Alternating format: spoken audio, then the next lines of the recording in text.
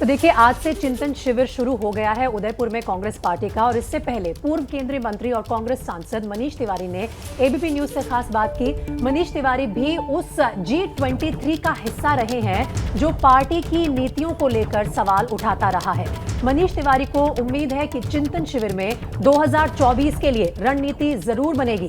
कांग्रेस के सामने खड़े सभी सवालों पर मनीष तिवारी ने एबीपी न्यूज संवाददाता आशीष कुमार सिंह से एक्सक्लूसिव बातचीत की। सुनिए। तो लाजमी सवाल कांग्रेस के सामने खड़े हैं। दोबारा से बीजेपी को चुनौती देने के लिए मजबूती के अध्यक्ष पद के तमाम ऐसे सवाल हैं जिसके जवाब ढूंढने ज़रूरी है। हमारे साथ इन सभी मसलों पर बात करने के लिए कांग्रेस के वरिष्ठ नेता पूर्व केंद्रीय मंत्री मनीष तिवारी साहब हैं। मनीष जी, मुझे याद है कि इस टॉपिक पे जिसका जिक्र मैं कर रहा हूँ आपसे, मैंने एक दफ़ा और पहले आपसे बात की थी जब आप लोगों ने इस इशू को रेज़ किया था। मिसेस गांधी से मुलाकात हुई थी। याद है आपने मुझसे कहा था कि हमने अपनी बातों को मिसेस गांधी के सामने रखा है और उम्मीद है कि इनको एड्रेस किया जाएगा। उसके बाद मुझे लगता है पॉलिटिकल क्राइसिस और बढ़ गया, एक के बाद एक हार होती गई। चिंतन शिविर से आपको उम्मीद क्या है? देखिए, उदयपुर में जो चिंतन शिविर होने जा रहा है उसको एक परिप्रेक्ष्य भी देखने की ज़रूरत है। और वो परिप्रेक्ष्य ये है कि 1998 में पंचमढ़ी में जब श्रीमती सोनिया गांधी जी अध्यक्ष बनी थी तो एक चिंतन शिविर हुआ था और उस चिंतन शिविर में कुछ फैसले किए गए थे। उसके बाद कारगिल की लड़ाई हो गई और 1999 में एनडीए भाजपा की दोबारा से सरकार बनी। फिर 2003 में शिमला में एक चिंतन शिविर हुआ था जिसने 2004 के चुनाव की रणनीति तय की थी। और अब मई 2022 में जो ये चिंतन शिविर होने जा रहा है, लगभग 19 वर्ष बाद, हम ये उम्मीद करते हैं कि जो 2024 का चुनाव है उसके लिए कुछ व्यापक ठोस रणनीति तैयार करने में हम लोग सफल होंगे। और वो व्यापक ठोस रणनीति आपके मुताबिक क्या होगी? You have rich experience. देखिए, ऐसा है कि ये तो बातचीत से, चिंतन से, मंथन से, वाद विवाद से, एक दूसरे से बात करने से इसका हल निकलेगा। क्योंकि 400 लोगों को बुलाया गया है। 400 लोगों का अपना एक बहुत बड़ा तजर्बा है। तो और उसके अलावा क्योंकि अलग अलग विषय के ऊपर शायद ग्रुप्स बनाए गए हैं, राजनीतिक चर्चा के लिए, आर्थिक विश्लेषण के लिए, संगठनात्मक मामलों के लिए, नौजवानों को कैसे लामबंद किया जाए, जो कृषि का क्षेत्र है उसके लिए। तो इसलिए ये उम्मीद की जाती है कि इन सारे जो ग्रुप्स हैं इनके चिंतन मंथन के बाद कोई ना कोई रणनीति तैयार होगी। और सबसे ज़रूरी ये है कि संगठन को किस तरह से दुरुस्त किया जाए।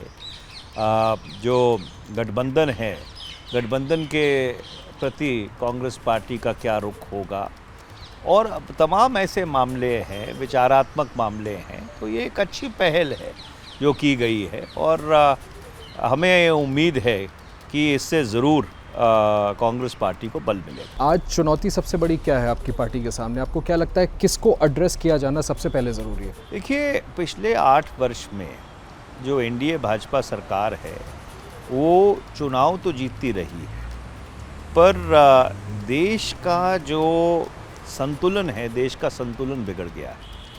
चाहे वो सामाजिक संतुलन हो, चाहे आर्थिक संतुलन हो, चाहे अंतर्राष्ट्रीय मामलों में संतुलन हो।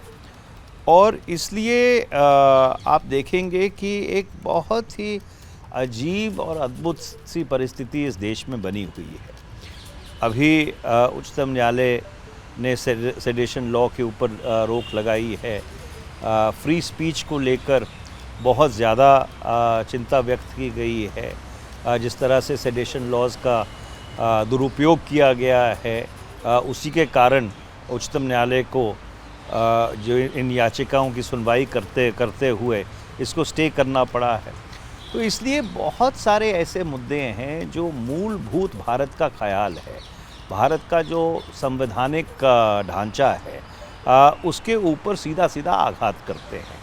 तो इसलिए सवाल सिर्फ कांग्रेस पार्टी का नहीं है। कांग्रेस पार्टी तो एक सबसेट है जो आज बड़ी चुनौतियां इस देश के सामने हैं। और उन चुनौतियों के ऊपर हमारा क्या रुख होना चाहिए, हमारा क्या नज़रिया होना चाहिए और किस तरह से नेतृत्व को उनको वो आर्टिकुलेट करना चाहिए, क्रियान्वित करना चाहिए, उसके ऊपर क्या रणनीति होनी चाहिए, ये सारी जो चीज़ें हैं ये बहुत ही महत्वपूर्ण हैं। पूर्णकालिक अध्यक्ष हो, वर्किंग कमेटी का चुनाव हो, क्या आपको लगता है कि इस चिंतन शिविर में इन इश्यूज़ को एड्रेस कर देना चाहिए वंस एंड फॉर ऑल?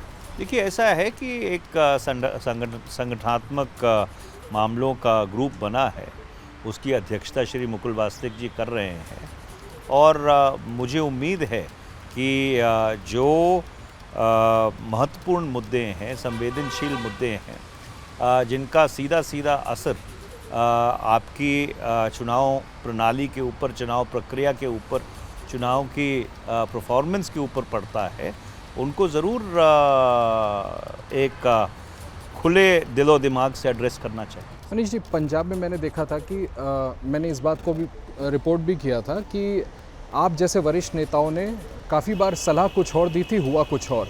क्या आपको लगता है कि पार्टी के सामने ये एक चुनौती है कि जो आप जैसे वरिष्ठ लीडर्स हैं, probably there is a communication gap या ट्रस्ट का एक मसला है जिसको सॉल्व करने की ज़रूरत है? पुराने सीनियर आप जैसे लीडर्स की बात को ज़्यादा तवज्जो दिया जाना चाहिए, शायद तब कोर्स करेक्शन हो सकेगा?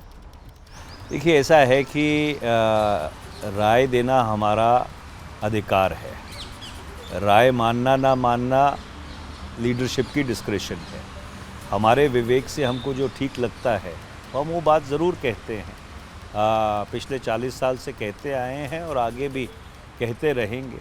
तो इसलिए और पंजाब के संदर्भ में जो भी हम लोगों ने कहा था वो दुर्भाग्यपूर्ण सही निकला। जो राय दी जाती है वो राय किसी महत्वाकांक्षा से नहीं दी जाती, पार्टी का हित और पार्टी का हकूक़ सामने रखते हुए एक जो चिंता है और एक जो लगाव है, विचारात्मक और भावनात्मक लगाव है पार्टी के साथ, उसके तहत दी जाता है। आपके साथ महाराष्ट्र में गवर्नमेंट में शामिल हैं देश के बड़े लीडर हैं शरद पवार साहब या कुछ अन्य नेता भी। गांधी फैमिली को लेकर के कई बार उन लोगों ने ऐसी टिप्पणी की है जिससे ऐसा लगता है कि वो कन्वे ये करना चाहते हैं कि शायद समय ऐसा आ गया है कि गांधी फैमिली डिसक्रेडिटेड है और किसी और को मौका मिलना चाहिए कांग्रेस का नेतृत्व करने का। Do you subscribe to it? आपको लगता है कि ये एक प्रॉब्लम सामने खड़ी है कि जब गांधी फैमिली लोगों की नज़रों से शायद गिरी है? देखिए, श्रीमती सोनिया गांधी जी 1998 से लेकर 2017 तक कांग्रेस की अध्यक्ष रहीं। उसके बाद उस दौरान 10 साल यूपीए का शासन रहा। राजनीतिक दलों के जीवन में उतार चढ़ाव आते हैं और 2019 में उन्होंने तो नहीं कहा था कि मुझे अध्यक्ष बनाओ। कांग्रेस पार्टी ने एक स्वर में कहा था कि उन्हें अध्यक्ष बनाया जाना चाहिए। और जहाँ तक श्रीमती सोनिया गांधी जी का सवाल है, मुझे नहीं लगता कि कांग्रेस पार्टी में उनके नेतृत्व को लेके कोई विवाद है और या कोई विवाद रहा है। और हमारा सिर्फ इतना मानना था कि कुछ करेक्टिव्स अप्लाई करने की ज़रूरत है। और अब ये जो चिंतन शिविर हो रहा है, इस चिंतन शिविर में जो अपनी बात है हम शिविर के समक्ष रखेंगे। मैंने ये पॉलिटिकल ड्राफ्ट देखा जो अभी वर्किंग कमेटी की बैठक में प्लेस किया गया था, उसमें एक बड़ा दिलचस्प प्रपोजल रखा गया है जिस पर आप लोग डेलिब्रेट करेंगे। 1 फैमिली 1 टिकट, हालांकि उसके साथ शायद राइडर्स वगैरह भी हैं, बट अगर आपको लगता है कि ये लागू किया जाना चाहिए और ये लागू होता है तो ये तो गांधी फैमिली पर भी लागू हो जाएगा। देखिए, मेरा सदा से ये मानना रहा है कि ये जो एक परिवार एक टिकट का मापदंड है, इसको लागू किया जाना चाहिए। और इसे लागू इसलिए किया जाना चाहिए क्योंकि नहीं तो जो आम कार्यकर्ता है उसको मौका नहीं मिलता। और फिर लोग जब ये पाते हैं कि उनकी जो आशाएं और आकांक्षाएं हैं वो पूरी नहीं होती, तो फिर वो कहीं और चले जाते हैं और ये जो टैलेंट एट्रिशन होता है, इससे पार्टी को नुकसान होता है। जाते जाते sir, are you optimistic about the? देखिए, ऐसा है कि जिसे अंग्रेज़ी में कहते हैं, we are going for this meeting in Udaipur with hope in our hearts, with a prayer on our lips. हम लोग बचपन से इस कांग्रेस पार्टी से जुड़े रहे हैं। हमारे परिवार ने इस कांग्रेस की विचारधारा के लिए शहादत दी है और हम उन परिवारों से आते हैं जिन्होंने भारत के स्वतंत्रता संग्राम में अपनी भूमिका निभाई है और हम चाहते हैं कि कांग्रेस पार्टी उन बुलंदियों को दोबारा छुए जो बुलंदियां सिर्फ उसके लिए ज़रूरी नहीं हैं पर भारत के ख्याल को जीवित रखने के लिए ज़रूरी है। मनीष तिवारी साहब, जिन्होंने चिंतन शिविर को लेकर के अपनी पूरी राय रखी कि उम्मीद क्या है, with hope in the hearts and prayers on lips, उम्मीद है कि जिन इश्यूज़ को रेस किया गया था उनको चिंतन शिविर में एड्रेस किया जाएगा और 2024 के लिए कांग्रेस और मजबूत होकर उभरेगी। कैमरामैन मान के साथ आशीष कुमार सिंह, ABP न्यूज़ दिल्ली।